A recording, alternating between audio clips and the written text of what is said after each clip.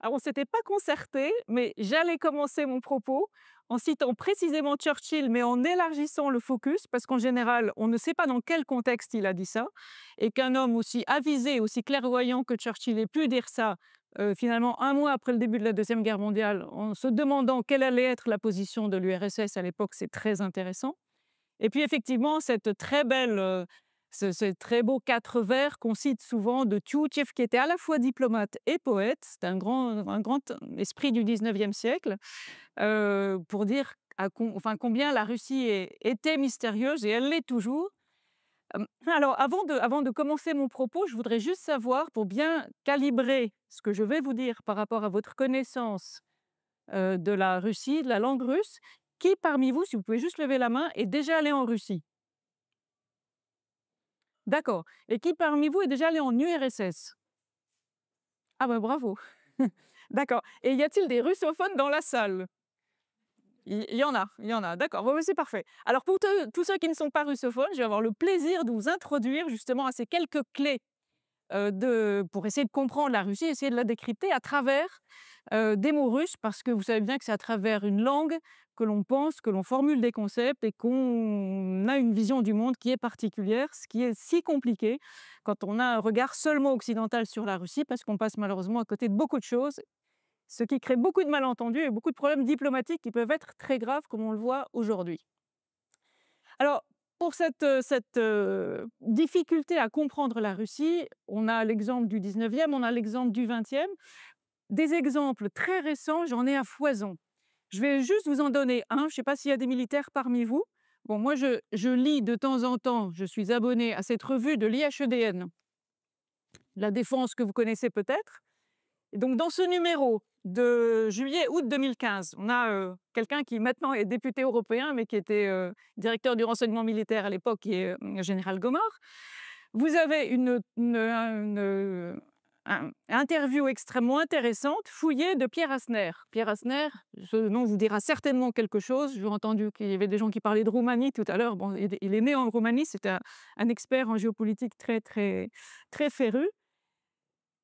On lui fait dire, enfin, il met entre guillemets des propos de Poutine pour le discours de la réunification ou de l'annexion, comme chacun voudra, bref, de l'arrivée de la Crimée au sein de la Fédération de Russie, donc 2014, 18 mars 2014. Entre guillemets, bon, pour écrire ce livre, j'ai passé des centaines d'heures à visionner des vidéos, des interviews, publiques, un peu moins publiques, et puis effectivement mes différentes occasions de rencontre avec le président Poutine, jamais en tête-à-tête, toujours dans des circonstances évidemment officielles et de travail. Et puis bon, ce que je connais de la Russie, je peux vous dire que même dans une revue aussi sérieuse, destinée à des gens qui ont fait l'IHEDN, l'Institut des hautes études de la défense nationale, donc des militaires de haut rang et des civils qui ont une certaine responsabilité dans leur domaine professionnel. On fait dire n'importe quoi à Poutine. Alors comment voulez-vous qu'ensuite on comprenne, on essaye de comprendre quelle est sa logique interne, profonde, qu'il essaye d'expliquer? Je pense que les Russes ont beaucoup de progrès à faire aussi, de la manière dont ils exposent leurs analyses et leurs visions. Mais enfin, voilà, juste pour vous dire que malheureusement, quand on ne connaît pas la langue russe et quand on n'a pas accès à la source, on peut être induit en erreur, même par des revues extrêmement sérieuses. Je voulais dire ça en avant-propos. Et puis, simplement vous faire toucher du doigt, avant de rentrer dans le vif du sujet, les quelques clés que j'aimerais partager avec vous, vous dire à quel point on est dans le deux poids, deux mesures, s'agissant de la Russie. On a depuis fort longtemps une fabrication de l'ennemi en la personne de l'URSS au moment de la guerre froide, de la Russie dans les années 90. Il y a eu une forme de sympathie, mais la Russie était à genoux. Donc, comment l'exploiter? Et puis, depuis que Poutine est arrivé au pouvoir, Poutine, c'est l'ennemi, sauf au tout début, on a eu une période quand même très intéressante à laquelle j'ai eu la chance de participer et qui a correspondu à la présence de Jacques Chirac à l'Élysée, de Gerhard Schröder à Berlin. Il y a eu un axe Paris-Berlin-Moscou qui a pu se construire à ce moment-là et qui a pu éviter, entre autres, la participation de la France à la guerre en Irak en 2003, par exemple. Ce deux poids, deux mesures, je prends un exemple, 2018, sans aller très loin. l'affaire Skripal, l'affaire Khashoggi. Skripal, si vous vous souvenez, c'était 2 semaines avant la réélection de Poutine. Bon, c'était couru d'avance qu'il serait élu, qu'il n'y aurait pas de deuxième tour. Il n'y a pas de tradition de deuxième tour en Russie. Les élections, une blague circule en Russie en disant: «Ah, ces Américains, jusqu'à la veille de l'élection, ils ne savent pas qui va être élu». Bon, en Russie, ces choses-là, bon, on peut prendre ça avec de l'humour. C'est préparé de manière à ce qu'il n'y ait pas de surprise. Donc on savait que Poutine serait réélu. Vous avez cette affaire Skripal, un agent double, bon, un agent double se prépare pas à une retraite très paisible, qui avec sa fille à Londres se fait empoisonner au Novichok, on ne sait pas trop par qui. Sanction immédiate contre la Russie. Skripal n'est pas mort. Skripal, vous conviendrez que depuis quelques années, on n'a aucune nouvelle de Skripal père et fille. Qu'est-ce qu'ils sont devenus? Bon, si on regarde des analyses un peu poussées, pas forcément en langue française, il y a des choses très intéressantes qui s'écrivent. Skripal est un mystère, mais Skripal n'est pas mort. Le malheureux Khashoggi, octobre 2018. Ah oui, malheureusement, il a été découpé en morceaux et il n'y a pas eu Saint-Nicolas qui est passé derrière. Donc Khashoggi n'existe plus. Si vous vous souvenez, il avait été... cette mésaventure, si je puis dire, lui est arrivée au consulat d'Arabie Saoudite en Turquie, si je me souviens bien. Y a-t-il eu des sanctions contre l'Arabie Saoudite dans la foulée? Rien. Si on prend l'actualité que nous vivons actuellement, enfin la plus récente, et si on compare février 2022, l'invasion, le franchissement d'une frontière par l'armée russe pour aller en Ukraine, à l'appel des républiques qui avaient déclaré leur autonomie, qui avaient demandé l'aide des Russes, qui l'a demandé depuis 2014, et Poutine n'avait pas voulu y aller en 2014. Il y a eu 14 000 morts entre 2014 et 2022, dont un certain nombre de morts civiles, et ça, ce sont les chiffres de l'ONU. Poutine a envoyé ses chars, effectivement, vers l'Ukraine. Bon, vous savez tous le tollé soulevé par cette opération militaire spéciale qui est en réalité une guerre. Regardez ce qui se passe avec Israël qui pratique des frappes préventives. Je ne ferai pas de commentaire, mais le deux poids, deux mesures, il est très, très, très... il est constant en réalité, j'allais dire fréquent, mais il est constant s'agissant de la Russie. Donc il faut bien avoir en tête ce prisme. Dès qu'on parle de la Russie, il faut franchir une barrière mentale, mais essayer finalement de comprendre la logique de ces Russes qui finalement sont présentés sous un jour quand même très noir pour un regard occidental. Alors la première clé que j'aimerais ouvrir avec vous, eh bien, c'est simplement le mot russe. Le mot russe, en français et dans nos langues européennes, nous n'avons qu'un seul mot pour dire russe.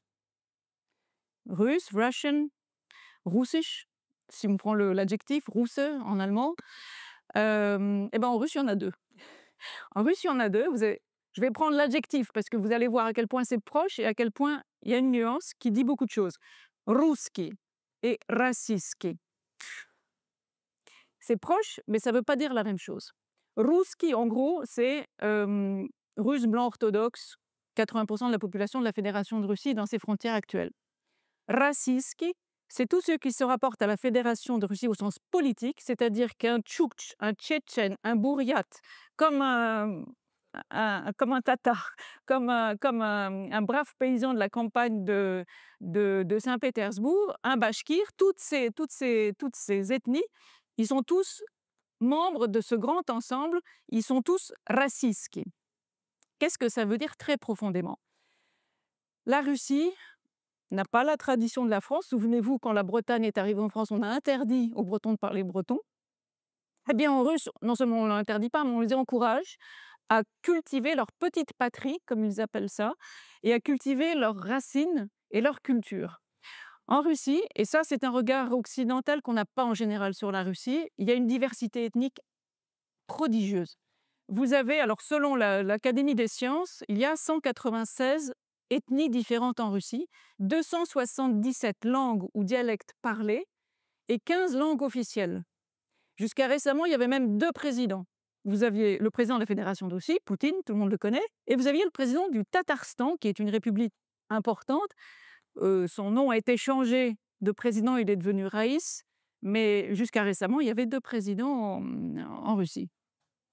Vous avez ce formidable ensemble. Alors, il faut se transporter. On est à Paris dans un endroit merveilleux, mais imaginez 11 fuseaux horaires sur un pays qui fait 25 fois la France. On est dans une dimension qui est complètement différente et c'est très compliqué pour nos esprits occidentaux, je crois, nos petits pays, petit n'est pas péjoratif, c'est simplement un fait géographique, d'essayer de se projeter dans un espace aussi large et aussi vaste. Je me souviens, je crois que je le cite au début du livre, j'ai eu la chance de voyager. Bon, j'ai fait plusieurs visites d'État en Russie et j'ai eu la chance de voyager à côté de d'André Makine, que vous connaissez certainement. C'est un très grand écrivain. Si vous ne le connaissez pas, précipitez-vous sur ses romans pour comprendre la Russie, il n'y a pas mieux. Il est à l'Académie française maintenant. Il prend ses notes en russe, mais il écrit dans un français merveilleux. André Makine me disait: «Mais regardez par le hublot, en Europe, ça n'arrivera jamais, vous verrez tout.» On voyageait de nuit, on rentrait de Samara à Paris, il y aura toujours de la lumière où que vous regardiez. Et là, on traversait des espaces, on ne voyait rien. Dans nos pays, il n'y a jamais plus de 100 kilomètres entre 2 villes. Là-bas, c'est des immensités qui n'ont rien à voir avec notre densité ici. Donc c'est vraiment une réalité qu'il faut avoir à l'esprit pour comprendre cette formidable diversité. Donc aujourd'hui, depuis pareil, annexion, référendum, comme vous voudrez, il y a 4 nouveaux sujets de la fédération qui ont rejoint la Russie depuis, septembre 23, je crois, ou enfin pas 22. Bref, les 4 républiques qui ont rejoint la fédération, il y a 89 sujets de la fédération et dans ces 89 sujets de la fédération, sujet, ça veut dire entité, administrative, vous avez 22 républiques. 22 républiques avec, pardon, 22 plus 2 puisque, Donbass et Lougansk, sont des républiques aussi. Il y en avait 22 avant, la 22e étant, la Crimée qui est arrivée en 2014 et qui dit république dit quand même une forte autonomie. Un exemple tout bête et tout récent, j'étais à Moscou la semaine dernière, j'ai eu la chance d'aller beaucoup au théâtre, une vie culturelle d'une densité, et d'une richesse extraordinaire. Eh bien, dans les théâtres fédéraux, on ne vous demande pas votre passeport pour prendre le billet. Dans les théâtres qui dépendent de la ville de Moscou, vous devez donner vos passeports, donc pour des questions de sécurité qui s'expliquent tout à fait. Donc même, vous voyez, dans un même territoire, en fonction de l'appartenance administrative de telle ou telle institution, vous aurez des différences. Certes, là, c'est peut-être anecdotique, mais il y a des différences plus palpables sur d'autres sujets. Et au sein de cette immense fédération, vous avez, dans ces 89 sujets, vous avez 3 villes fédérales qui ont un statut particulier. C'est évidemment Moscou, c'est bien sûr Saint-Pétersbourg et c'est depuis 2014 Sébastopol qui a un statut très particulier, seul port militaire russe sur la mer Noire. Donc cette diversité, il faut la comprendre et il faut la comprendre comme une force extraordinaire. Et je me tourne vers mon voisin qui a fait un grand travail sur le projet Atlantis de démantèlement, de démembrement de la Russie. C'est évidemment un projet que les ennemis de la Russie ont depuis longtemps et c'est un sujet sur lequel les autorités russes et Poutine en particulier, évidemment, ont une vigilance particulière. Je ne sais pas si vous connaissez cet ouvrage qui est le premier finalement, qui l'a fait connaître, lorsqu'il est arrivé pour sa première élection en 2000, personne ne le connaissait. Honnêtement, c'était un illustre, inconnu. Il avait été Premier ministre quelques mois, nommé par Boris Yeltsin. Par parenthèse, il n'est pas arrivé par effraction, puisque la constitution russe stipule que, en cas d'empêchement du président, c'est le Premier ministre en exercice qui prend le relais. Chez nous, c'est le président du Sénat, jusqu'à l'élection, en bonne et due forme. Donc, c'est intéressant de voir qui est nommé Premier ministre en Russie, parce qu'en réalité, on nomme un dauphin et quelqu'un qui peut éventuellement vous succéder si vous arrive quelque chose. Et je fais une petite parenthèse, mais la personnalité de l'actuel Premier ministre, Mikhail Mishustin, est extrêmement intéressante. Bon, donc Poutine arrive en 2000, personne ne le connaît, et donc 3 journalistes, alors c'était un projet d'un oligarque qui a joué un certain rôle dans son arrivée et puis auprès de Yeltsin, Boris Berezovsky, se débrouillent pour qu'il y ait un ouvrage d'entretien de Poutine avec ces 3 journalistes. Et dans cet ouvrage, alors outre qu'il y a tout un chapitre qui est très intéressant, qui s'intitule «Nous sommes européens» et qui ancre bien la réalité culturelle, j'allais dire politique, géopolitique de la Russie dans le monde culturel européen.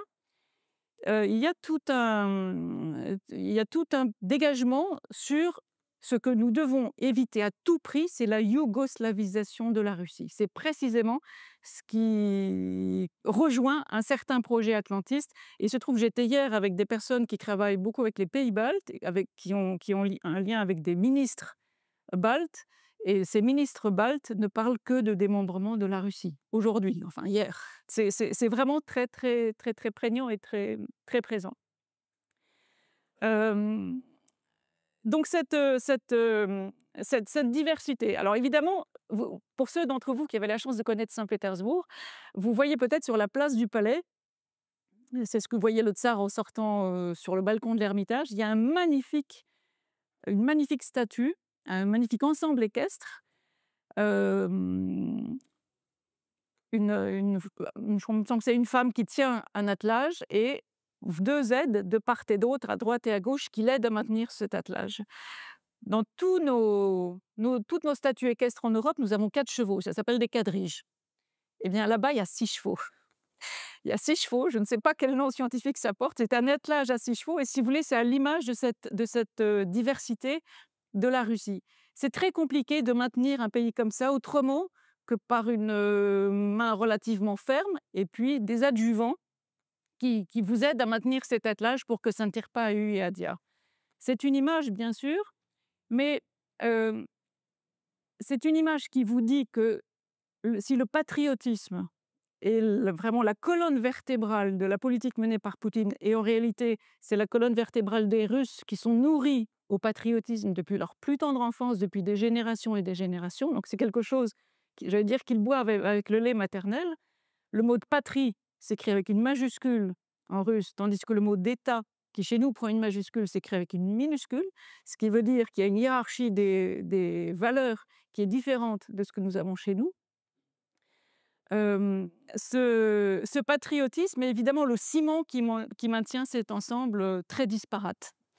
Et donc, quand la Russie s'est trouvée dans une situation très compliquée à la chute de l'URSS et pendant ces années 90 où elle s'est en réalité cherchée, elle n'avait plus d'hymne, le drapeau, c'était compliqué. Quel drapeau on prend quand euh, ça n'est plus du tout, ça ne coule pas sous le sang, ça n'est pas évident. Et tous ces symboles, tous ces emblèmes d'un pays, c'est quand même extrêmement intéressant, important, surtout pour un pays, encore une fois, l'URSS, Dieu sait si elle était patriote.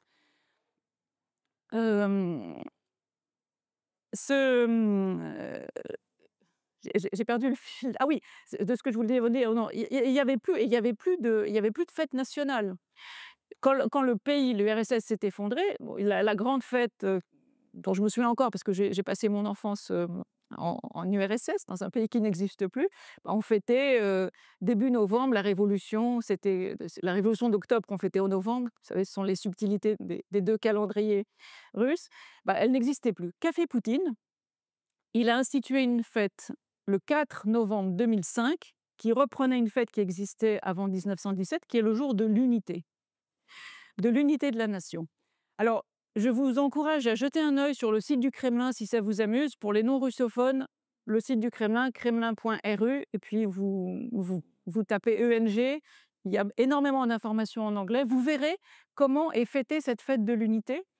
Ce qui est extrêmement intéressant, c'est que ce jour-là, toujours, enfin depuis 2005, depuis que je regarde attentivement la manière dont ce jour-là est marqué par le président, que ce soit Poutine ou Medvedev pendant un intermède de 4 ans, il y a toujours toutes les autorités religieuses qui sont réunies par Poutine au Kremlin.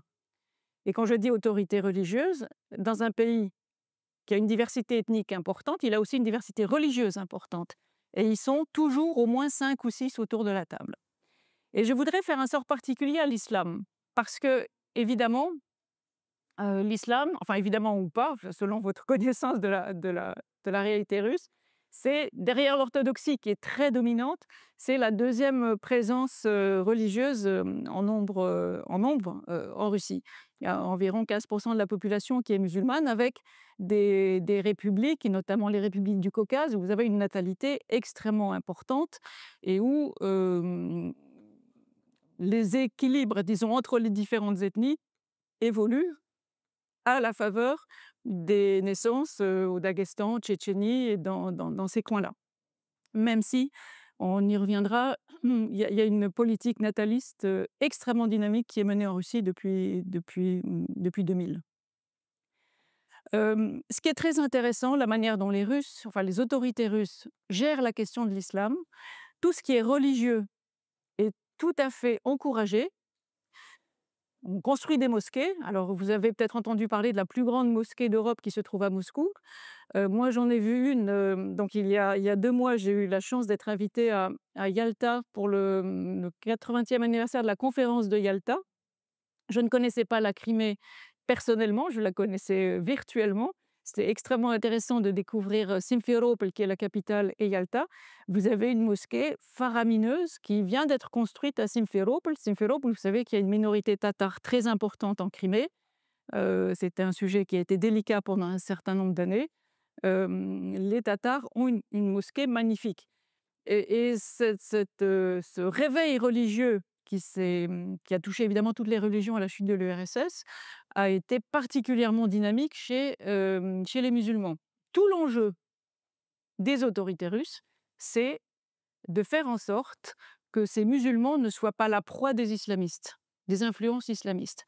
Et c'est vraiment comme ça qu'il faut, lire la guerre de Tchétchénie, la première guerre de Tchétchénie, la deuxième guerre de Tchétchénie. C'est comme ça qu'il faut lire également, pour partie, l'intervention de Poutine en Syrie à partir de 2015. Protéger finalement les musulmans de Russie de l'influence de l'islamisme. À titre d'exemple concret, vous avez tous entendu parler des frères musulmans, sans doute avant le rapport qui a fait grand bruit parce que la réalité des frères musulmans, c'est quand même, une réalité très ancienne chez nous en Europe et en France singulièrement.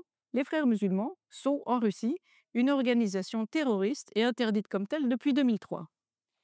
Et vous avez régulièrement à la télévision ou au journal de 20 heures, qui en Russie est à 21 heures, le programme Vremya pour ceux qui connaissent, vous avez régulièrement des arrestations de terroristes, avant qu'ils ne commettent leurs crimes.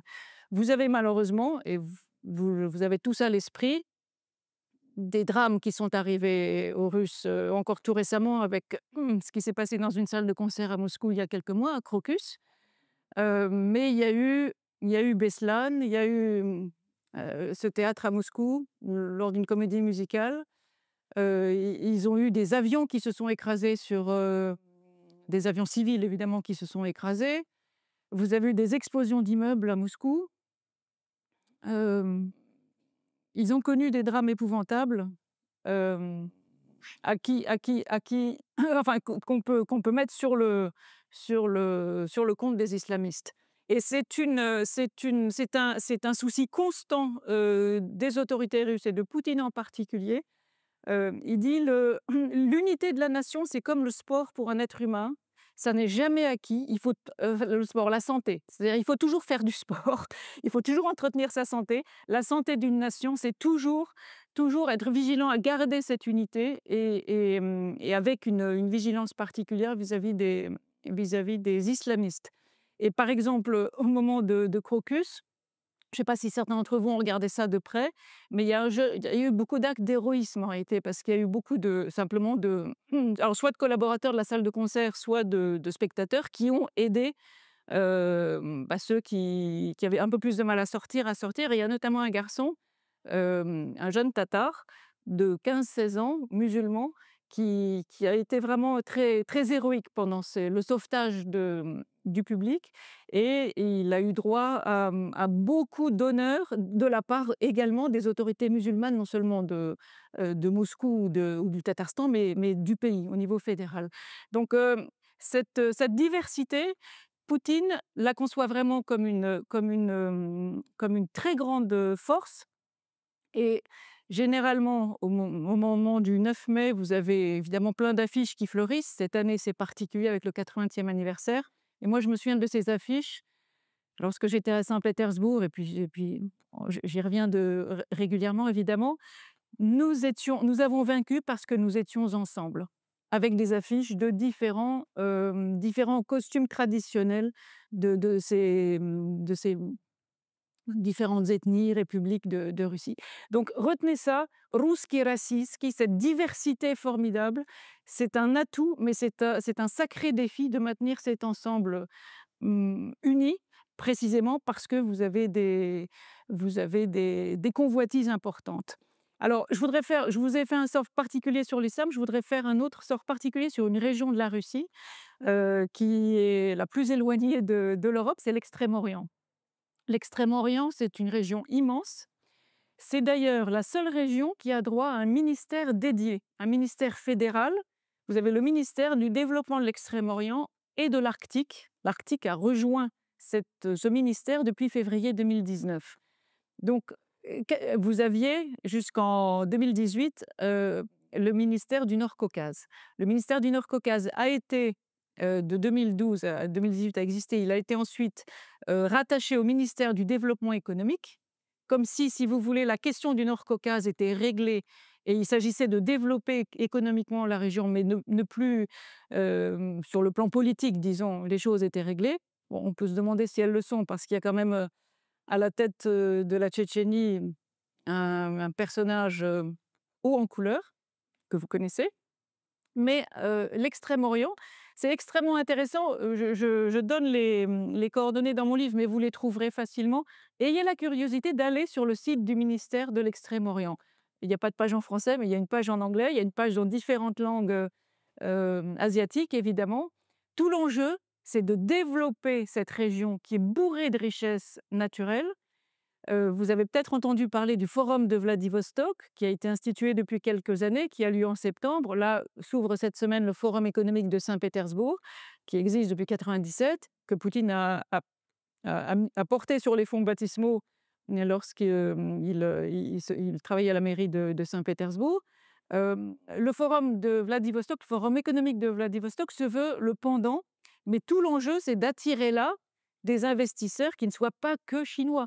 Parce que, évidemment, on n'a pas encore évoqué le grand voisin chinois, mais vous avez 4000 kilomètres de frontière entre la Russie et la Chine. C'est la plus grande frontière terrestre de la Russie, évidemment. Et vous avez un différentiel de 1 à 10 en termes de population entre la Chine et la Russie. Et le long de la frontière, un différentiel de 1 à 100. Donc vous avez une pression démographique chinoise formidable, vous avez un vide démographique côté russe, et tout est fait, toute l'énergie de l'économie russe était mise jusqu'à 22, jusqu'à la guerre en Ukraine, sur le développement de l'Extrême-Orient, avec beaucoup de programmes pour développer les terres. On donnait 1 hectare d'abord aux habitants de l'Extrême-Orient, puis aux habitants de tous les Russes qui le souhaitaient. On donnait gratuitement et on les aidait à développer cet hectare. Donc, il y a vraiment un enjeu très important du développement de l'Extrême-Orient, avec des traditions aussi là, très, très, très, très intéressantes. Petite parenthèse, lorsqu'on pourra de nouveau voyager simplement en Russie, je vous conseille vraiment de commencer votre voyage, si vous allez à Saint-Pétersbourg, par le musée d'ethnographie, qui est fabuleux et qui est une entrée en matière très intéressante et je pense intelligente pour comprendre la Russie. Moi, tous mes invités officiels, je ne les emmenais pas d'abord à l'Ermitage, je les emmenais d'abord au musée d'ethnographie. Voilà. Donc, retenez cette formidable diversité. Et puis, il y a certainement des amateurs de foot parmi vous. Si vous vous souvenez de la Coupe du monde de football, c'est pas simplement pour embêter la logistique, pour embêter ceux qui étaient en charge de la logistique, que Poutine a choisi 11 villes de la Russie. Il aurait pu concentrer sur Moscou et Saint-Pétersbourg. Il a voulu précisément irriguer cette immensité et faire comprendre à tous les visiteurs de la Russie, et je crois qu'ils ont été vraiment très bien accueillis, que la Russie, c'était pas Moscou-Saint-Pétersbourg, c'est beaucoup plus large que ça, et faire connaître cette diversité russe. Euh, Juste dernière bricole sur le sujet. euh, euh, je vous ai dit, j'ai visionné des centaines d'heures de Poutine dans différents contextes. Et il y a une chose qui m'a marquée, lorsqu'il était Premier ministre. Donc il a été Premier ministre entre 2008 et 2012. Medvedev était président. Bon, il y a eu un jeu de chaises musicales entre les 2 et il évidemment, rend compte de son action chaque année et en avril 2011, quelqu'un lui pose la question, je crois que c'est un député communiste qui lui dit: «Mais au fond, est-ce qu'il ne faut pas changer le préambule de la Constitution et dire "nous, peuple russe", au sens de Rousski, vous vous souvenez, blanc orthodoxe, et tous les peuples qui se sont adjoints à nous». Et alors c'est très intéressant de regarder cette scène parce que Poutine, sans réfléchir, et ça veut dire qu'il y a réfléchi beaucoup avant, il dit: «Surtout pas». Parce qu'est-ce que est-ce que vous comprenez ce que nous ferions si nous faisions cela? Nous créerions des citoyens de première et de seconde zone, ou première et seconde classe. Et c'est un écueil dans lequel il ne faut surtout pas tomber. Voilà, donc cette diversité, elle est encouragée et je ne vais pas évoquer la guerre en Ukraine ou de manière, disons, de biais. Quand les Ukrainiens ont pris cette décision très vite, après Maïdan, d'interdire la langue russe et d'instiller finalement cette haine de tout ce qui est russe, vous comprenez que ça a été ressenti de manière très vive par un peuple, par un pays qui a toujours cultivé précisément cette diversité et le respect des langues et des cultures dans les petites patries. Voilà pour Ruski Rossiyski, première clé. Il y en aura 3 en tout et puis une pépite à la fin. La deuxième clé, donc je vous ai parlé de la géographie, je vais vous parler un peu de l'histoire. C'est, évidemment, on ne peut pas faire l'impasse sur le sujet, c'est la Grande Guerre patriotique, comme les Russes l'appellent, Великая Отечественная война. La petite guerre patriotique étant celle de 1812 contre, qui vous savez. Bon, la Grande Guerre patriotique, c'est un événement qui est très profondément dans les mémoires des familles russes aujourd'hui. Vous savez qu'elle a duré moins longtemps que chez nous, puisqu'il y a eu un pacte Ribbentrop-Molotov, 41-45, mais elle a fait autour de 28 millions de morts, avec un impact sur les enfants qui ne sont pas nés, catastrophique pour la démographie russe, impact qu'elle paye encore aujourd'hui de manière très, très sensible. Alors, 28 millions de morts, ça paraît un chiffre immense, pensez par rapport à la population de la France d'aujourd'hui. Par rapport à la population de l'URSS à la veille de la guerre, c'est 1 sur 6, 1 sur 7. Ça veut dire que pas une famille n'a été épargnée par le conflit. Si vous voulez, c'est un peu la résonance dans les familles russes de la Grande Guerre chez nous, 14-18, sauf que la Grande Guerre chez nous, c'est quand même beaucoup plus loin. Et c'est de l'histoire, ça n'est plus des mémoires familiales aujourd'hui. Même si ces mémoires sont conservées dans tous les monuments aux morts qu'on a dans nos villages. Chez les Russes, c'est un travail de mémoire qu'ils sont en train de faire de manière constante. Tous les monuments qui ont été élevés à Stalingrad, j'allais dire à Leningrad, à Saint-Pétersbourg, il y a un cimetière qui est très, très émouvant. Vous avez les morts civils et puis les morts militaires. C'est un travail qu'ils sont en train de faire et le chiffre définitif, si vous voulez, n'est toujours pas arrêté. On retrouve encore et toujours la trace de tel ou tel qui a disparu et malheureusement, j'allais dire l'addition s'allonge. Ce qui est très intéressant, par rapport à la crise ukrainienne d'aujourd'hui, c'est que et ça, c'est quelque chose dont j'ai vraiment pris conscience en allant à Yalta. À Yalta, il y avait beaucoup d'historiens, de diplomates, de responsables politiques russes et quelques étrangers. Nous n'étions pas nombreux physiquement présents, parce que pour y aller en Ukraine, pour aller en Crimée, il y a plus d'avions évidemment qui volent, donc c'est 30 heures de train entre Moscou et Simferopol dans un sens. Il faut pouvoir trouver 60 heures dans des vies un peu compliquées. Mais ce dont j'ai vraiment pris conscience là, et je le partage très volontiers avec vous, c'est ce que les historiens russes appellent aujourd'hui les petits nazismes. C'est-à-dire que le nazisme des SS, en gros, est bien étudié. Il y a eu Nuremberg, il y a eu, c'est estampillé.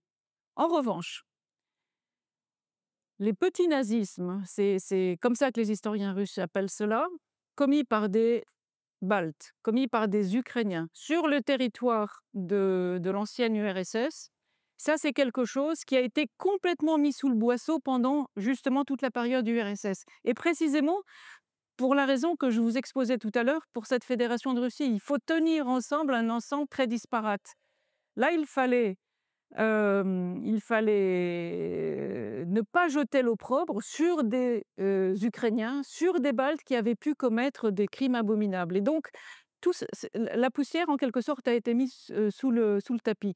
Et si vous vous souvenez de cette scène assez hallucinante au Canada, au Parlement, il y a un an ou deux de cela, lorsque le Premier ministre canadien et le président Zelensky se sont retrouvés à applaudir un vétéran, entre guillemets, de la Deuxième Guerre mondiale et qu'on s'est rendu compte que le vétéran en question avait des drôles de faits d'armes.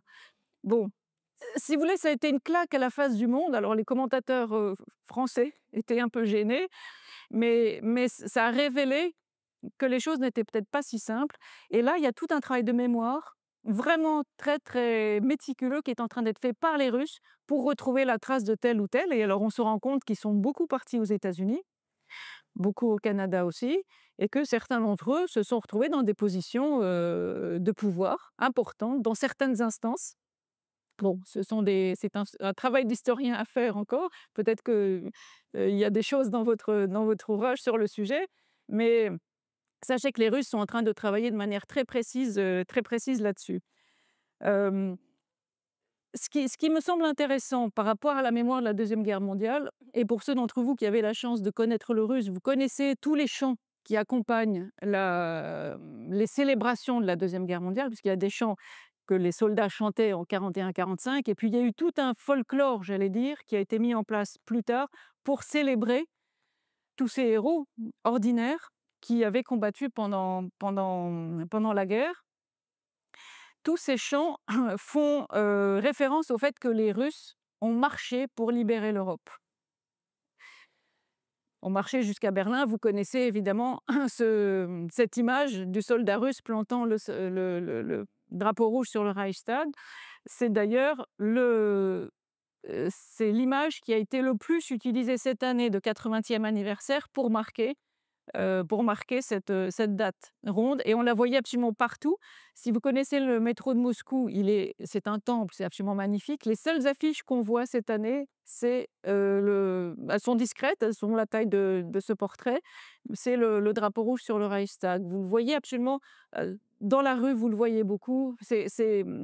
Donc qu'est-ce que ça dit? Ça dit que les Russes, ont payé pour libérer l'Europe du nazisme, et ils sont allés jusqu'au cœur de là où le nazisme était né finalement. Et ça veut dire qu'ils considèrent que les Européens ont quand même une dette de sang à leur égard. Alors par rapport à ce que nous vivons aujourd'hui et par rapport à ce que des gens comme Poutine, de sa génération qui sont nés après la guerre, considèrent comme une formidable trahison de la part des Européens, c'est quelque chose sur lequel on pourra revenir si vous voulez, mais c'est profondément ancré dans la mentalité russe d'aujourd'hui. Et dans cette mémoire de la guerre, il y a deux choses. Il y a la lutte contre le nazisme et la bravoure ou l'héroïsme ordinaire. Et c'est quelque chose qu'on retrouve évidemment beaucoup dans le conflit ukrainien, parce que quand Poutine a parlé de dénazification et de démilitarisation, très honnêtement, je pense qu'ici, on n'a absolument pas compris la partie dénazification. Mais précisément parce que tous ces criminels nazis et si vous voulez, tout ce nazisme qui n'a pas été éteint en son sein à l'époque, dans certaines parties de l'ex-URSS, a pu se développer. Et alors, certains parlent de néonazisme, d'autres de nazisme. En tous les cas, si on fait un travail sérieux et qu'on regarde ne serait-ce que les tatouages de certains soldats ukrainiens, on a quand même quelques surprises. Y compris, il y a eu des scènes un peu étonnantes sur certains plateaux de télévision français où des commentateurs étaient un peu gênés de commenter certains uniformes ou certains tatouages qu'ils trouvaient sur des Ukrainiens. Donc malheureusement, c'est quelque chose qui existe, et on a un peu trop vite, je pense, jeté l'opprobre sur cette vision de j'allais dire de Poutine par rapport à ce nazisme qui existe encore pour partie dans une certaine rhétorique ukrainienne aujourd'hui. Je n'insiste pas plus sur la 2e guerre mondiale, mais retenez, cet aspect: «Nous avons donné notre vie pour vous Européens, pour vous libérer du nazisme». Hem, la troisième clé que je voudrais ouvrir avec vous, c'est alors ce qu'on appelle, entre beaucoup de guillemets, «la menace russe», puisqu'elle est très à la mode, puisque demain les chars seront à Moscou et que, d'après monsieur Route à Paris, pardon, à Paris. Oui, oui, pardon. Je suis pas encore complètement rentrée de mon voyage. Mais j'ai pas rencontré beaucoup de chars dans les rues là-bas, non, vous inquiétez pas. Beaucoup de voitures chinoises en revanche, qu'on n'a pas encore vues débarquer chez nous.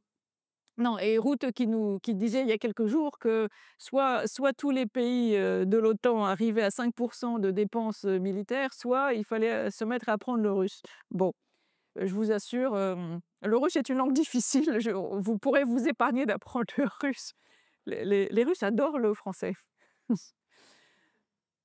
Heu, alors, je voudrais passer par un mot russe que j'aime beaucoup expliquer parce que je pense qu'il met les choses à plat. C'est le mot russe de sécurité. Le mot russe de sécurité se dit littéralement «absence de danger». Pour les russophones, vous savez, c'est безопасность. Без, c'est l'ablatif, опасность, c'est le danger. S'il y a des germanistes parmi vous, il y a 2 mots en allemand pour dire sécurité. Vous avez Sicherheit, comme nous, sécurité, c'est-à-dire on définit la sécurité de manière positive. Et puis vous avez Gefahrenlosigkeit, c'est-à-dire l'absence de danger. C'est pas du tout pareil. Et si les Russes définissent la sécurité comme l'absence de danger, ça n'a rien à voir avec Poutine, c'est très profondément ancré dans le code mental russe. Ça veut dire que pour eux, le danger est premier. Ça veut dire qu'ils se sentent en réalité fragiles, ils se sentent vulnérables et qu'ils se doivent d'être aux aguets, ils se doivent d'être forts pour ne pas succomber. On reprend un instant la géographie russe.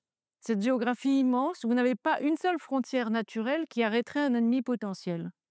Et si vous prenez, allez, 10 siècles de l'histoire russe, vous avez ce qu'on appelle à l'époque de notre Moyen Âge le joug mongol, qui a laissé une trace très importante dans le territoire de la Russie, aussi bien dans la toponymie que le faciès, que la langue, que l'implantation de l'islam, etc.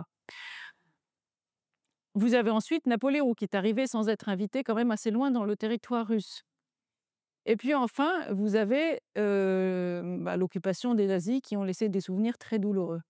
Donc si vous voulez, ce sentiment de fragilité, de vulnérabilité, il est tout à fait ancré dans l'histoire russe et dans la géographie du pays.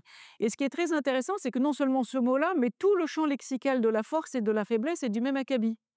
Par exemple, je pense qu'on aime tous se détendre ici, eh bien la détente, se détendre se dit s'affaiblir en russe. Расслабляться pour les russophones parmi vous. Donc les Russes n'ont pas le droit de se détendre.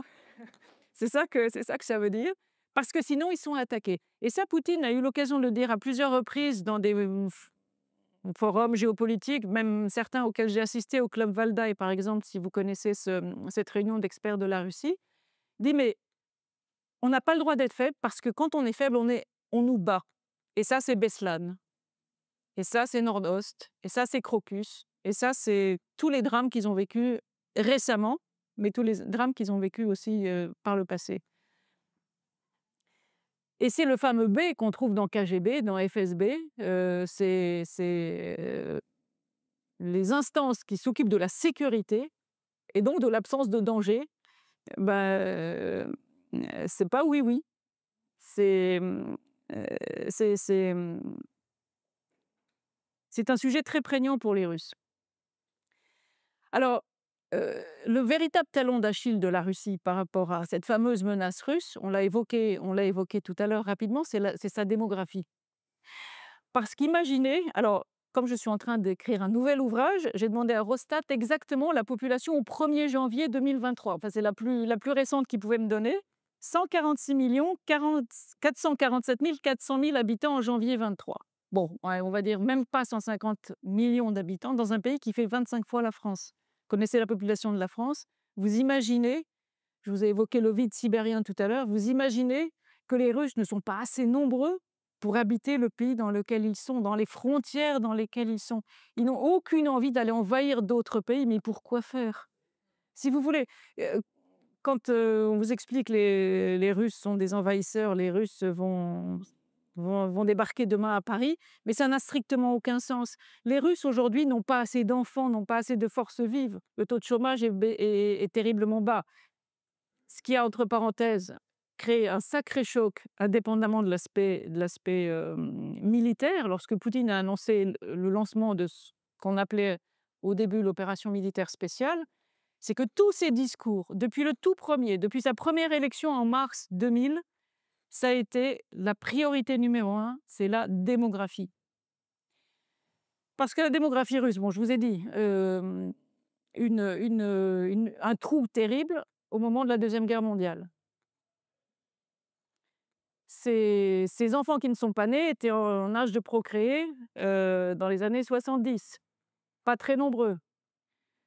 Les années 90, ce sont leurs enfants, pas nombreux du tout. Les projections de Eurostat à horizon 2045, c'est entre -5 et -11% de la population. Donc Poutine ne peut pas «s'amuser» entre guillemets à aller envoyer au casse-pipe des jeunes hommes en âge d'être pères.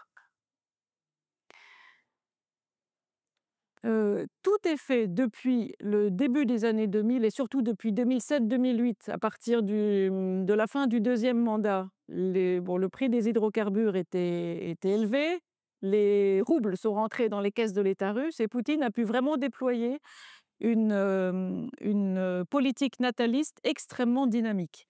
Alors vous avez peut-être entendu parler du capital maternel. C'est un capital, donc c'est une somme d'argent importante que l'on donne aux parents à la naissance. Alors au départ, c'était du deuxième enfant, ensuite au premier enfant, parce qu'on s'est aperçu que pour en avoir un deuxième, il fallait en avoir un premier, et ça, c'était un pas parfois difficile à franchir.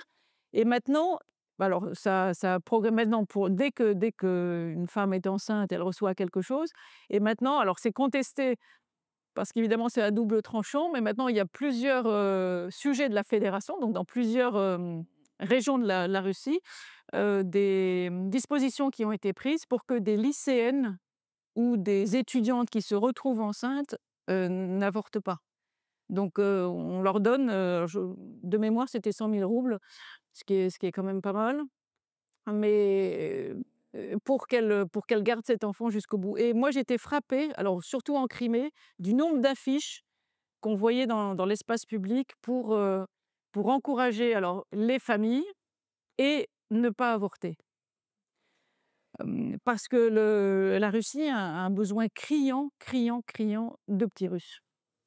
De petits Russes, mais pas que. Alors la Russie est très accueillante, à ce qu'ils appellent une immigration, idéologique. Vous avez peut-être vu passer ça, il y a des lois qui ont été passées, récemment pour accueillir, et ils sont ravis de faire des reportages télévisés sur le sujet, des familles venant soit des États-Unis, soit d'Europe. Alors, il y a une famille française qui a droit au même au journal de 20 heures, le 14 juillet, il y a 2 ans, ils n'ont rien passé comme sujet sur la France ou sur ce qui se passait sur les Champs-Élysées, mais ils ont fait un grand reportage sur une famille qui, je crois, a accueilli son 10e enfant. Une famille française qui est venue s'installer en Russie et qui, ma foi, prospère là-bas. Les parents ne parlent pas encore tout à fait russe, mais les enfants sont complètement russophones.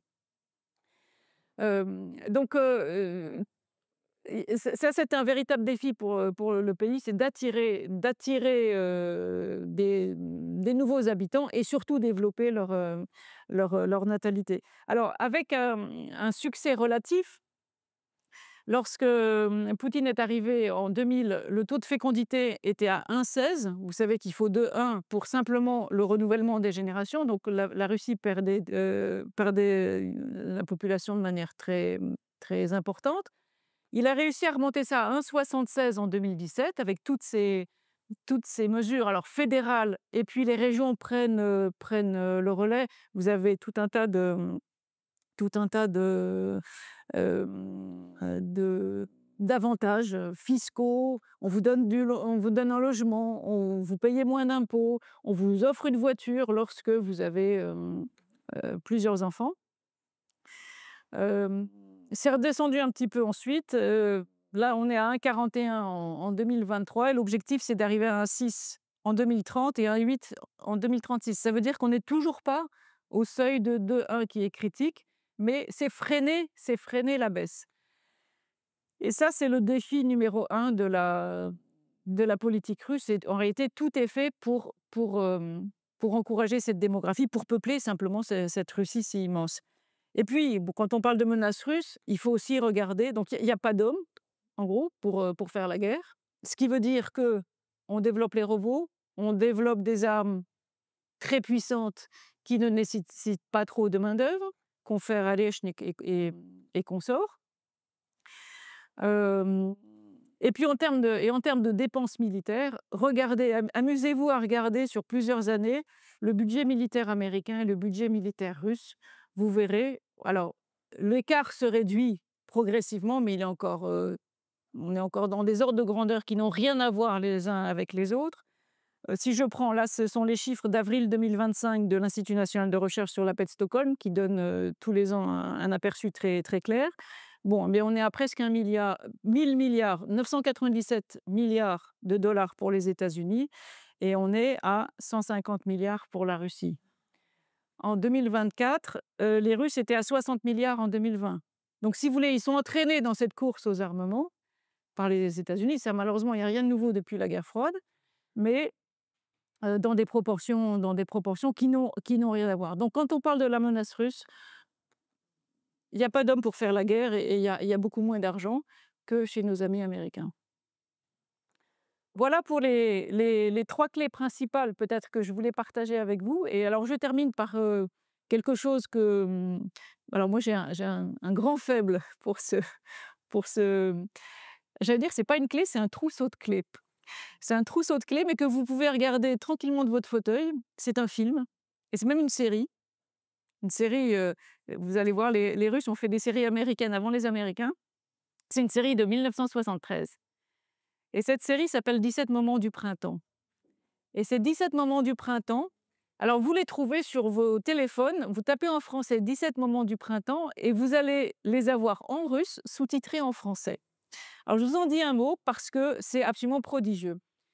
Alors pour tous les amateurs de James Bond, je vais vous décevoir, c'est en noir et blanc, il y a presque pas de femmes, il y a aucun gadget technologique, mais ça se savoure comme une partie d'échecs. C'est d'une intelligence prodigieuse et alors mesdames, ils ont pris les meilleurs acteurs du moment, hommes. Il y a quelques personnages féminins qui sont formidables aussi. Mais donc ces 17 moments du printemps, c'est pas arrivé par hasard comme ça, parce qu'on s'est dit tout d'un coup, les Américains font James Bond, nous on va faire ça, pas du tout. Andropov était à l'époque le patron du KGB. Il comprenait qu'on allait dans le mur, enfin que l'URSS allait dans le mur et qu'il fallait recruter au sein des services, au sein du KGB, des hommes à la tête bien faite. Si vous voulez, vous connaissez sans doute le bureau des légendes. C'est un petit peu le bureau des légendes de l'époque, mais très différent. Et je vous encourage vraiment à regarder ces 17 moments. Alors, c'est pas comme James Bond, il faut regarder vraiment dans l'ordre. Il y a 12 épisodes, donc vous allez passer 12 bonnes heures. C'est un format d'un peu moins d'une heure, je crois que c'est 50 et quelques minutes. Et ces 17 moments du printemps, alors ça n'a rien à voir avec vous n'allez pas voir des cerisiers en fleurs au Japon, contrairement à ce que vous pourriez imaginer. C'est février-mars 45 à Berlin. Vous avez un personnage principal qui est un espion. Je ne vais pas trop vous en dire pour ne pas gâcher toutes les surprises merveilleuses que vous allez avoir en regardant cette série. La première, image est un peu et les 5 premières minutes sont peut-être un peu déconcertantes parce que, il est dans un bois, il se promène, on se dit: «Mais» oui. Dites-vous bien que la personne qui incarne ce personnage, alors le personnage s'appelle Stirlitz.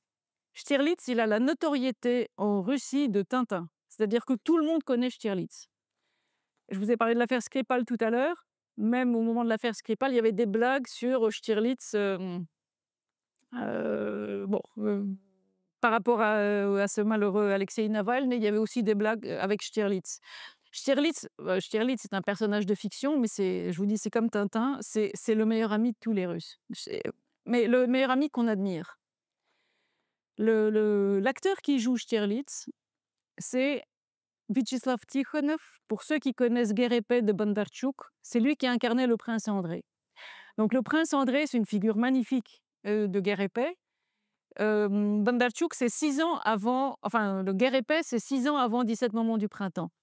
Et donc ce qui est très intéressant, c'est que les Russes, quand ils voient ce personnage, évidemment, ils connaissent Guerre et paix. Donc ils voient une continuité, si vous voulez, de la Russie éternelle, d'un Russe qui pouvait incarner un prince d'une très grande famille russe qui, par parenthèse, parlait français. Guerre et paix, si vous lisez en russe, vous verrez qu'il y a beaucoup de pages qui sont en français, puisque toute l'aristocratie russe parlait français. Et le même peut incarner, pratiquement 120 ans plus tard, puisqu'on est en 45, là on était en 1812, 130 ans plus tard, un homme des services de l'armée rouge qui se trouve infiltré au sein des nazis en Allemagne. Et il a, vous verrez, je crois 3 identités. Tout à l'heure, en me présentant, vous avez cité cet ouvrage de Fiona Hill et Clifford Gaddy. Il se trouve que cet ouvrage m'avait été offert par quelqu'un que j'appréciais énormément à l'Élysée, qui était Jérôme Monod. Son nom vous dira peut-être quelque chose. C'était un très proche ami du président Chirac. Il avait 2 ans de plus. Jérôme Monod il a eu une carrière entre le service de l'État et puis l'entreprise privée, puisqu'il a dirigé la Lyonnaise des Eaux, entre autres. Et on est restés très liés après mon départ de l'Élysée. Et la dernière fois qu'on s'est vus, mais personne ne savait que ça serait la dernière, il m'a offert ce livre de Fiona Hill et Clifford Gaddy en me disant: «J'aimerais beaucoup que vous me disiez ce que vous pensez de cet ouvrage, et on en parle la prochaine fois». Malheureusement, j'ai pas pu lui dire ce que je pensais de cet ouvrage, c'est pour ça que j'ai écrit le mien. Mais Fiona Hill avait et Fiona Hill a été la conseillère de Trump pour la Russie, 1er mandat de Trump. Elle a analysé ce film et elle a analysé la Russie comme une très bonne experte occidentale, anglo-saxonne de la Russie. Mais il y a des choses qu'elle n'a pas vues. Elle est pas allée dans ces angles morts, elle n'a pas vu que Stirlitz, c'était le prince André et qu'il y avait cette continuité de la Russie malgré les régimes, malgré les vicissitudes de l'histoire. Et c'est quelque chose, bon, Poutine revient sur ses années au KGB, lorsqu'il est à Dresde, qu'il appelle Moscou et que Moscou ne répond pas pour savoir quoi faire vis-à-vis de la révolution qui se prépare en Allemagne. Hem, il tire pas et il dit: «Bah, j'ai compris que, il fallait être fidèle au pays et pas fidèle à un régime en particulier». Et par rapport à la France, je trouve toujours très intéressant que nous parlions, dans le langage politique du moins, de la République, mais jamais de la France. C'est quelque chose que nos dirigeants politiques ont beaucoup de mal à formuler, comme si on se coupait d'une histoire millénaire. Les Russes, malgré les vicissitudes de leur histoire et malgré cette révolution qui est bien plus récente que la nôtre, malgré l'effondrement de l'URSS, ils ont réussi à, à unifier une histoire millénaire avec un pays très récent qui est en train de se construire. Alors, pour terminer juste, une petite citation, justement de l'auteur de 17 moments du printemps, puisque c'est à l'origine un un roman. Il se trouve que j'ai trouvé à Yalta, devant l'hôtel où nous étions, il y avait une très belle statue il s'appelle Simonov, Yulian Simonov, et il est écrit ceci: «J'ai écrit mes livres pour que les gens comprennent qu'il n'y a jamais de situation inextricable, il y a toujours une issue. Simplement, il ne faut compter que sur ses propres forces et en tout voir la beauté». Moi, je vous remercie.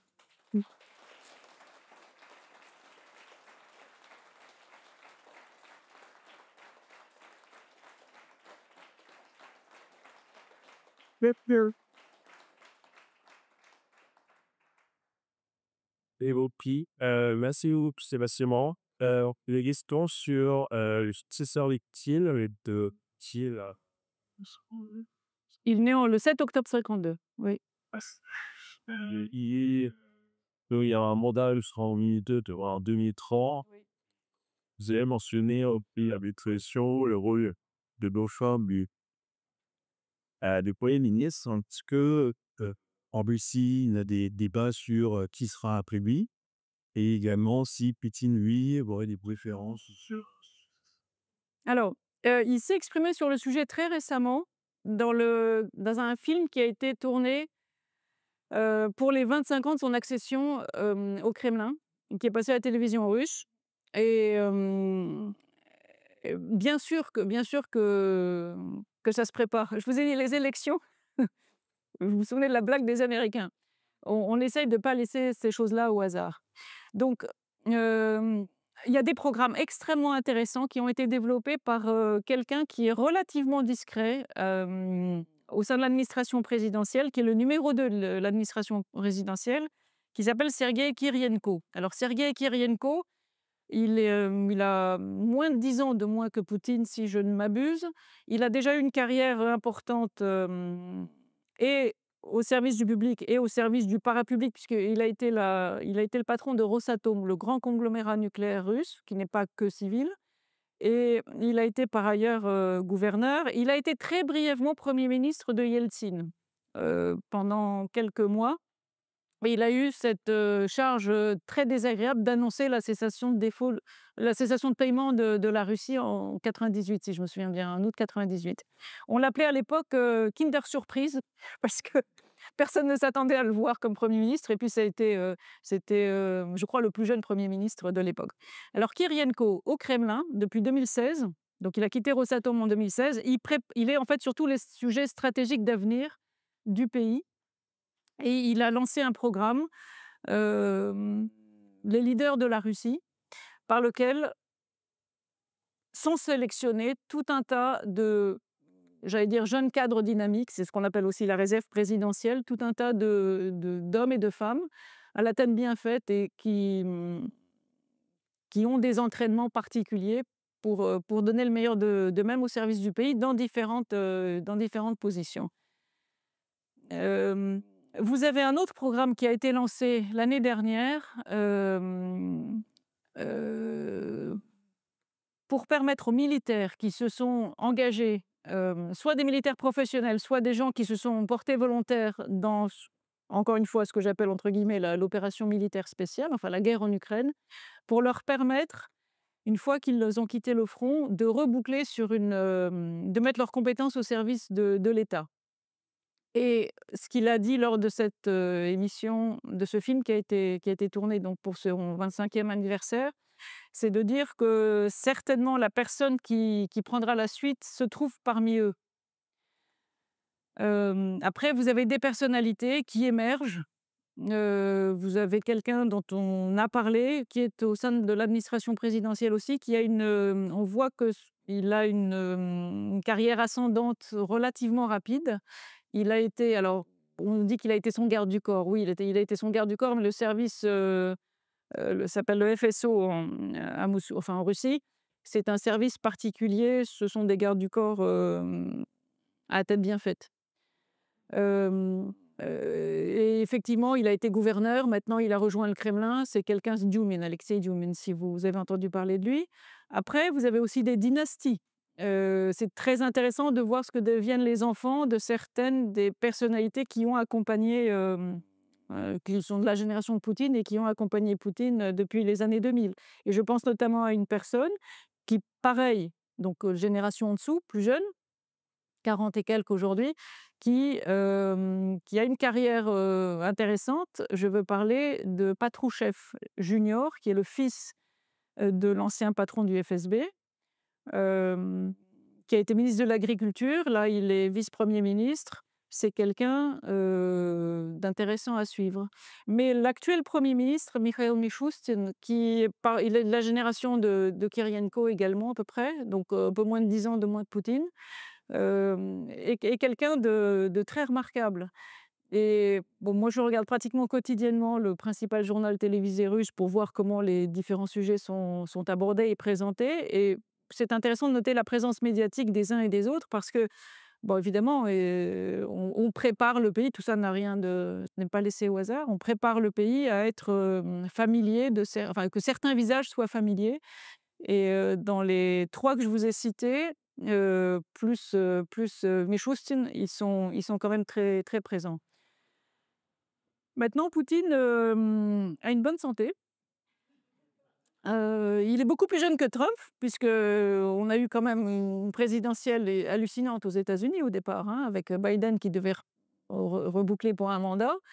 A contrario, Poutine se retrouve un peu dans la position du genou, relatif, mais enfin, je pense qu'il a eu des soucis de santé au moment du covid. Il a été très, très, très en retrait, mais enfin, tel que j'analyse les choses, ça a été réglé et même si à sa voix, même si à certains on sent il porte beaucoup sur les épaules. À la fin de son deuxième mandat, il disait: «Je suis comme un galérien attaché à ma galère», et il travaillait nuit et jour. Moi, alors bon, j'ai eu l'occasion de le croiser à plusieurs reprises. Je connais un peu son emploi du temps, de ce qui transparaît.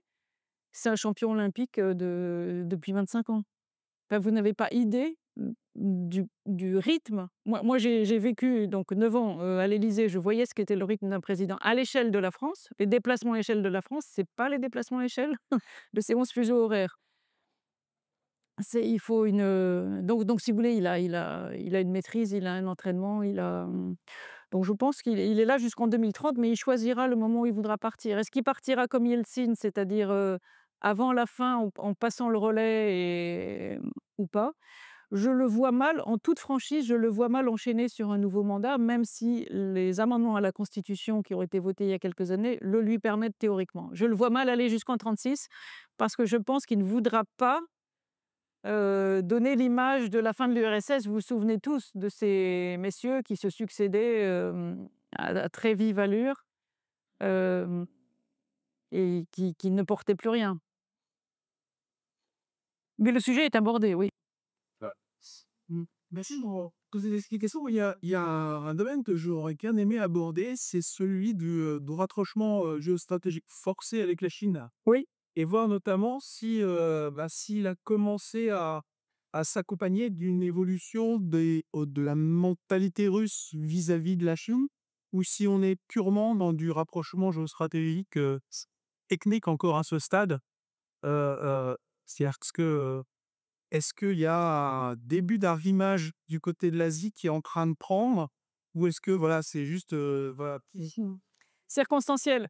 Ouais, écoutez, moi, je pense que alors il y a un grand mot que Poutine aime beaucoup employer dans son vocabulaire. C'est un mot français d'ailleurs, d'origine française. En russe, on dit ça balance. Vous avez compris. C'est l'équilibre. Cet aigle bicéphale, il sera toujours bicéphale. Et moi, ce qui me frappe beaucoup, c'est que, aussi bien à Yalta, où il y avait pas de Chinois, alors qu'il devait y avoir des Chinois à l'origine, que bon, dans mes différentes conversations avec, je vois des gens bon, qui sont dans des sphères de pouvoir. Alors, je ne pense pas que ce soit juste des amabilités qui me disent à moi en tant qu'Européenne et Française, mais ils me disent: «Bon, la Chine, on est vraiment liés à eux et c'est notre plus grand voisin. C'est commerce avec la Chine est loin devant tous les autres, hem, mais ils sont européens. Les Russes sont européens, ils sont toujours européens». Là, si vous voulez, ou nous, enfin, leaders, ou dirigeants européens d'aujourd'hui, on a fait une erreur monumentale, c'est que Poutine était en fait le plus européen des dirigeants de la Russie qu'on ait eu depuis les tsars, depuis les Romanov. Il y a eu plein de mains tendues de la part des Russes qu'on n'a pas su saisir. Chirac les avait saisis, Schröder les avait saisis, mais après on a eu des dirigeants qui, je pense, n'avaient pas cette culture politique, n'avaient pas cette profondeur, d'analyse. Et mais les Russes, en prennent leur parti et ils nous aiment bien quand même. Voilà. Mais juste après le problème de la Crimée en 2014 et après le premier round de sanctions que la Russie s'est prise, tout de suite, dans les jours qui ont suivi, ils ont signé un contrat mirifique de livraison de gaz à la Chine. Si vous voulez, c'est l'équilibre. Et Vladivostok, Comment? avec Vladivostok, Avec Vladivostok, absolument. Ouais, ouais. ouais. Merci pour votre conférence, c'était extrêmement intéressant.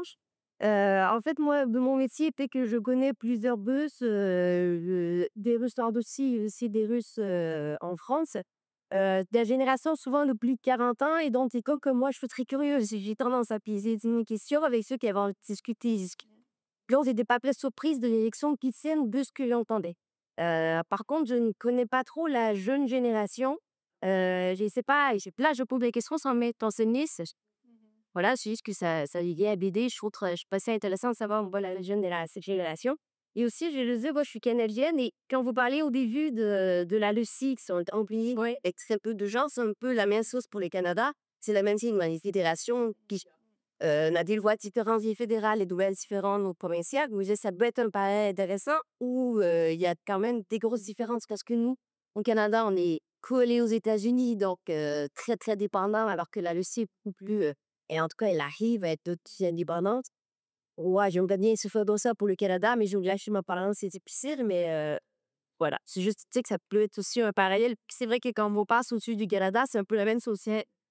Oh, wow, presque pas d'hier. Space, disons. Ça, c'est puis ma question, c'est surtout sur la jeune génération. La jeune génération. Ah Oui. comment ça se passe? Alors, vous savez, ça peut vous amuser de regarder, pareil, là, il y a des pages en anglais qui sont extrêmement bien faites. Vous avez un institut de sondage, Levada, Levada, du nom d'un sociologue russe qui est décédé maintenant. Levada.ru, je crois, et vous verrez alors, c'est un institut de sondage qui a le statut d'agent de l'étranger. Donc, c'est un label donné par les autorités russes pour dire que il est pour partie financé par des puissances étrangères. C'est arrivé dans ce contexte où on a cherché un peu la 5e colonne qui pouvait être traître. Alors ça a un côté, ça se voulait un peu infamant, mais ça devient un label de qualité d'une certaine façon parce que, bon, ça veut dire que c'est indépendant du gouvernement russe tout simplement, hein.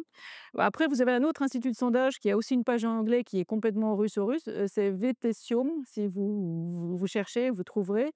Et donc eux ont des sondages très réguliers sur la popularité des uns et des autres et en particulier âge par âge. Oui, ils font un découpage qui est intéressant. Honnêtement, la ceux qui n'étaient pas d'accord sont partis.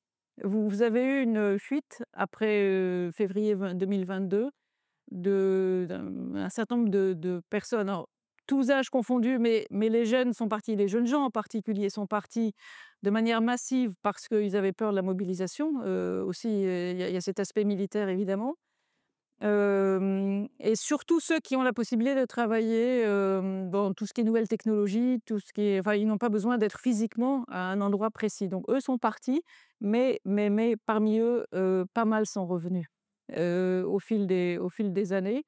Moi, ce que je vois, je ne peux pas vous répondre finement parce que, enfin, je ne parle que de ce que je connais bien et là, j'ai pas regardé récemment. Mais ce que je vois, moi, je regarde beaucoup les scientifiques, et je vois beaucoup de scientifiques qui reviennent, des scientifiques qui sont partis étudier beaucoup dans les pays anglo-saxons, beaucoup au Canada, aux États-Unis, en Europe parfois. Ils reviennent et c'est un mouvement assez massif. Il se trouve que j'ai un ami qui travaille dans ce secteur-là et donc j'ai pas mal d'informations sur le sujet. Hem, je les vois très patriotes. Je les vois très patriotes. Sont des gens qui, pour certains, ont fait une partie de leurs études en Occident, qui ont vu et qui sont contents de rentrer au pays. Et surtout, ils comprennent que le pays a besoin d'eux.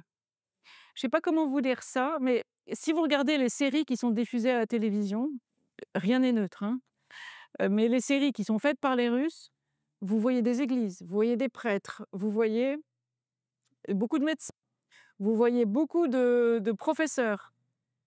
très attirant. Enfin, nous, on avait une série qui s'appelait Lost It, si vous vous souvenez, en France. Je ne sais pas si ça a eu pour effet d'attirer beaucoup de messieurs dans ce métier-là, mais en Russie,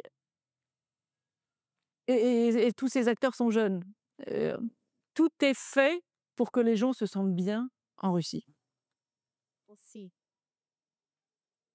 Merci pour cette conférence. J'apprécie le côté culturel parce qu'on sort évidemment d'idéologie. Je pense que la Russie est un pays assez basse parce que ça ne soit pas traité comme un objet idéologique. Non, merci beaucoup. J'ai une question concernant la natalité et j'ai l'impression que c'est un point clé qu'on comprend comment réunir toutes les clés que vous avez présentées. À savoir que pour moi, la Russie est un pays qui vit des évolutions, notamment sociétales, que veut apporter l'Union soviétique. Or, l'avortement est une grande avancée de l'Union soviétique. C'est une avancée sur laquelle Poutine n'a pas réussi à revenir pendant très longtemps. Et notamment, par exemple, en Occident, on a très faible compris, en revanche, les répressions des homosexuels, qui en réalité il n'y a jamais eu de tolérance à l'homosexualité en Russie, que ce soit en Union soviétique comme dans la Russie actuelle. Et donc, il y avait un blocage concernant l'évolution de ce pays sociétalement sur l'héritage soviétique. Or, comme vous êtes en train de dire, il y a un regain religieux pour tenter de réunir l'intégralité des ethnies qui sont très très vastes. Et vous avez parlé, y compris de la question du petit nazisme, mais on a oublié, Staline a aussi tué des Allemands qui n'avaient rien fait au moment où les Allemands ont débarqué, ce qu'ils avaient été ramenés par Catherine II de Russie pour venir justement cultiver les terres. Déjà à l'époque, personne ne voulait les cultiver et ils ont été assassinés parce qu'ils étaient allemands, même s'ils étaient rousseski. Et donc, il y a évidemment toute cette question-là dans la tête de Poutine quand il part de la question des dichotomies, est-ce qu'on est un virus pour un virus? Et donc, ma question, c'est, en gros, au milieu de toutes ces informations-là, est-ce que lui va pouvoir recréer une unité vis-à-vis des religions et non pas d'une seule religion, alors que pour l'instant, l'unité du pays continue de se faire sur des symboles soviétiques qui persistent dans une Russie post-soviétique? Et qu'est-ce qui m'a été une unité? Dans cette opus-là, enfin moi j'ai le souvenir complètement binaire d'avoir lu le pot à Moscou dire que finalement l'excision au Daghestan c'était pas si mal et peut-être que ce serait pas mal c'est généralisé à toute la Russie parce que après tout ça calmerait le pays. J'avais trouvé les appointances entre les religieux très très perturbants en plus pour une française. Et qu'est-ce qui pourrait prendre le symbole au-dessus de ces 2 héritages-là qui sont à la fois tsaristes, mais à l'époque, il n'y avait pas de liberté, de Vossisky et de ce qu'était le soviétisme, mais qui ne peut plus l'être. Et est-ce que d'une certaine manière, la guerre sur le front ukrainien n'est pas d'une certaine manière une tentation de recréer une unité contre un ennemi réel ou imaginaire, parce que pour l'instant, il n'y a rien au milieu. Alors, ouais, il y a beaucoup de questions à votre question. Alors moi, je suis pas tout à fait, je suis pas tout à fait d'accord sur le côté soviétique. Je ne dirais pas que la Russie d'aujourd'hui continue à vivre sur des symboles soviétiques et je pense justement que, nous, occidentaux, comme chez nous rien n'a changé, on continue à regarder la Russie comme, le successeur parfait de l'URSS. Mais je ne crois pas du tout, qu'il y ait de nostalgie vis-à-vis de l'URSS, autrement que de se dire que, bah, la vie était finalement peut-être matériellement plus facile parce qu'il fallait pas songer à la gagner. On n'avait pas l'embarras du choix, tout était décidé pour vous. Et pour eux, ça a été un sacré choc de changer d'un univers à un autre. Hem En 94, il y a beaucoup de messieurs parmi vous, l'espérance de vie des hommes était tombée à 58 ans. Ça dit tout le reste. Le choc était immense. Hem et précisément, je pense que la génération de Poutine, Yeltsin l'a fait à sa manière, mais maladroitement comme il a pu et puis bon, c'était un homme malade, c'était un intermittent du pouvoir, Yeltsin, le pauvre. Mais Poutine essaye vraiment de réconcilier la Russie avec son histoire, y compris l'histoire longue, mais en même temps, sans aucune nostalgie de l'URSS. Toutes les,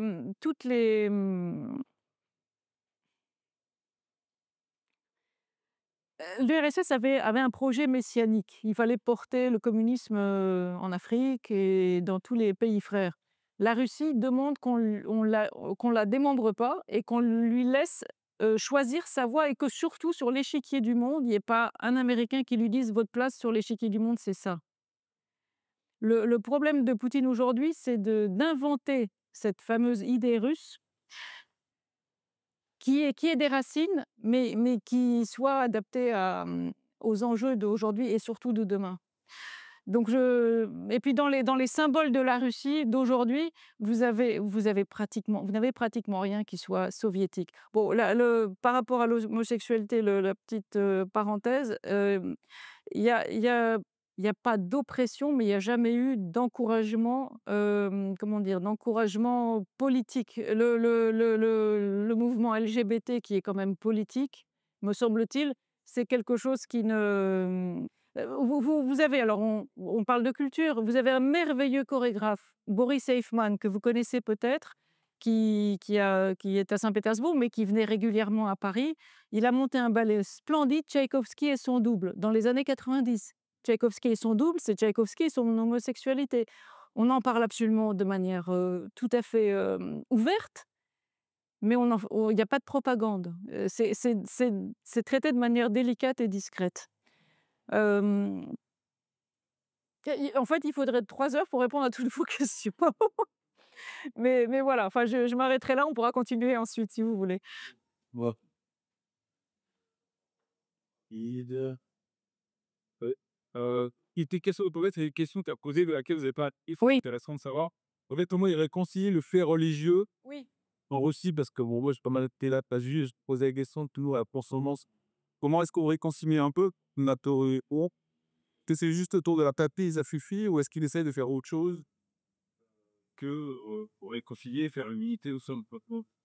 Mais si vous voulez, il y a plus que 2 religions. Vous avez, heu, où il y en a une très grande, et le patriarche, donc patron de l'Église orthodoxe russe et le primus inter pares, c'est toujours lui, si vous voulez, dans toutes les manifestations officielles, au premier rang à côté des autorités, président du Sénat, président de l'Assemblée, ministre. Vous aurez toujours, en l'occurrence Kirill, qui représentera l'ensemble des religions. Mais heu, les autres, si vous regardez, ils sont juste un peu plus loin derrière et ils sont nombreux. Il y a pas,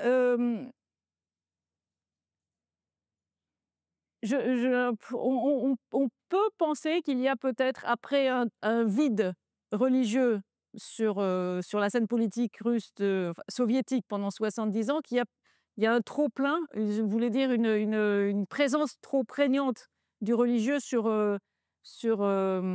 dans le domaine public aujourd'hui. Je sais qu'on baptise des bâtiments. Moi, j'ai fait déménager l'Institut français de la Capella et c'était une aile d'une salle de concert pour le déplacer un peu plus loin. Eh bien, la Capella, lorsqu'elle a recommencé à exister dans son entièreté, elle a été, comment on dit ça? Elle a été non pas baptisée, elle a été bénie par l'autorité religieuse, orthodoxe, locale. Vous avez, depuis très longtemps dans les restaurants russes des menus, adaptés à la période de carême. Vous avez une présence, j'allais dire, du religieux qui est importante, hem, mais si vous ne voulez pas rentrer dans une église et que vous n'êtes pas croyant et que, il y a aucun problème. Je ne dirais pas qu'il y a une prégnance du religieux sur le politique. Hem, le religieux est présent, mais il n'est pas omnipotent, il n'est pas, bon après l'Église orthodoxe russe, bon vous avez un Volkov qui a écrit beaucoup de choses sur le sujet, bon c'est un instrument de pouvoir aussi évidemment, avec toutes ses déclinaisons à l'étranger en particulier, bien sûr. Mais là on sort du religieux. Narine. Soir. Merci pour votre conférence. Il y a quelque temps, j'avais lu un article qui disait que le monarchisme, le tsarisme était de retour en Russie. Et si tu disais que c'était une option quant à la succession de tiers, est-ce que vous l'observez ou est-ce que c'est fait une information évoluée? Je pense que c'est très, très, très epsilonesque. Oui, il y a beaucoup de tendances, il y a beaucoup de tendances politiques au sein, sans même parler de l'ensemble de l'échiquier, mais dans le clan patriote, vous avez sans doute des gens qui sont peut-être à tendance tsariste, mais honnêtement, aujourd'hui, d'abord, ça s'incarne pas autour d'une personnalité, incontestable. Alors, évidemment, on vous dira: «Mais le nouveau tsar, c'est évidemment Poutine». Non, ça je ne crois pas. Bonsoir. Euh, je voulais avoir votre avis sur certains de ces journalistes français qui font une pub tellement positive là aussi d'aujourd'hui. Pour ne pas les citer, Xavier Moreau, Alexandre Latza, Boris Taurus, Tomasevich, qui notamment disent que grâce à la digitalisation, la corruption a baissé drastiquement et que le pays devient extrêmement vivable, voire plus vivable qu'en France. Donc, Alors la corruption avec la démographie, c'est l'autre talon d'Achille de la Russie. Je ne l'ai pas abordé là parce que, bah, c'est un sujet plus économique et que vous pouvez tous lire sur le sujet. Moi, je vous encourage, vous connaissez certainement cette ONG, Transparency International, qui classe, les pays, voilà, sur le corruption ressentie. Bon, la Russie, régulièrement est dans le dernier quart. L'Ukraine n'est pas beaucoup mieux d'ailleurs. Et si vous regardez l'ensemble des pays de l'ex-URSS, c'est très instructif de voir où ils se situent les uns les autres et comment ils ont évolué depuis qu'ils ont pris leur indépendance. Non, la corruption reste un sujet majeur en Russie. Je ne sais pas sur quoi se fondent différentes personnes pour les personnes que vous avez citées pour, oui, oui, la digitalisation, mais bon, non, moi Xavier, si tu viens, tout le monde, oui. Xavier est aujourd'hui fonctionnaire du gouvernement russe. Et il tient également une entreprise matrimoniale qui propose à des jeunes hommes français de se marier avec des jeunes femmes russes ayant déjà des enfants et dont les enfants ont été abandonnés. Donc ça fait une double casquette un peu particulière de réception au pays, en termes de crédibilité. Que je lis d'autant plus que moi je viens inviter, c'est un code marrant. La seule chose, c'est que, voilà, je préfère quelqu'un qui n'est pas fonctionnaire dans le pays. Non, non, la corruption est un sujet majeur. Il se trouve que j'accompagne des personnes russes qui ont dû partir de Russie, à qui on a piqué leurs entreprises en Russie. Donc je connais le sujet. C'est pas un sujet très public, mais c'est un sujet réel. Ça existe. ça, Avant Damien, Laurent. Moi, j'ai une question. Quand vous étiez à la présidence française pendant l'ère Chirac, quel avait été votre diagnostic de la révolution orange et de l'arrivée du président Yushchenko au pouvoir? Comment est-ce que vous l'avez vu? Oh bah, la révolution orange, vous savez, c'est Brzezinski appliqué. C'est-à-dire que Brzezinski, son bouquin sort en 97, Le Grand Échiquier. Et il dit noir sur blanc, il faut dire à nos amis ukrainiens qui pourront rejoindre l'Union européenne et l'OTAN entre 2005 et 2015. C'est-à-dire que c'est écrit comme ça, noir sur blanc. Je le cite dans mon bouquin, mais si vous regardez, bon, moi j'ai lu Le Grand Échiquier en français. Si vous le, bon, bah, la Révolution orange. Alors moi, dans Le Grand Échiquier, j'ai vu 2005-2015. Donc, dans cette décennie, l'Ukraine s'était pliée. Donc, 2004, bah, vous voyez, c'est avec un an d'avance, les Ukrainiens ont été très rapides. Je sais que Yushchenko a été empoisonné par la Russie. Et on sait que Oh, les questions de poison. Je ne suis pas une spécialiste.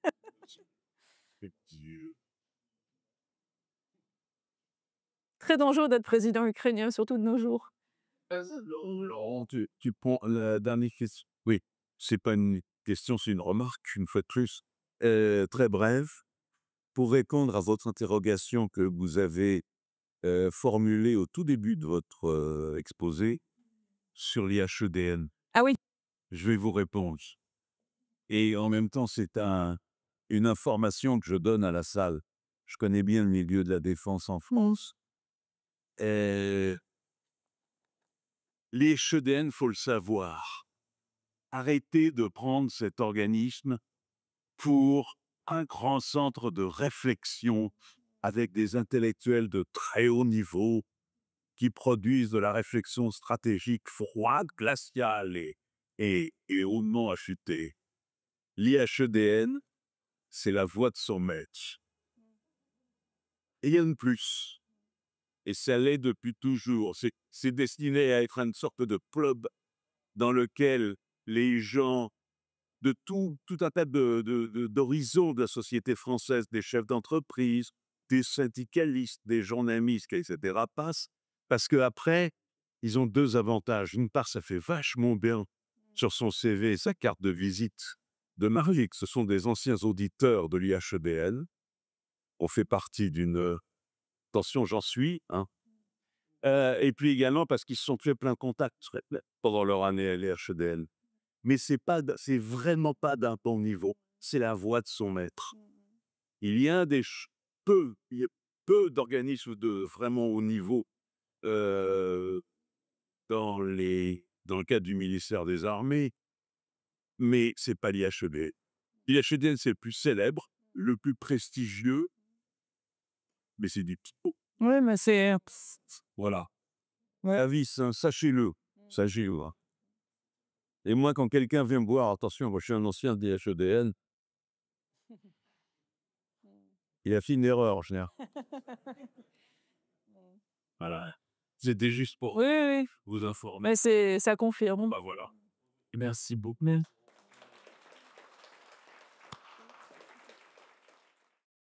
Chers camarades, si tu veux plus de contenu, de réinformation, d'éducation populaire et de formation intellectuelle, n'hésite pas à faire un don sur notre page Tipeee.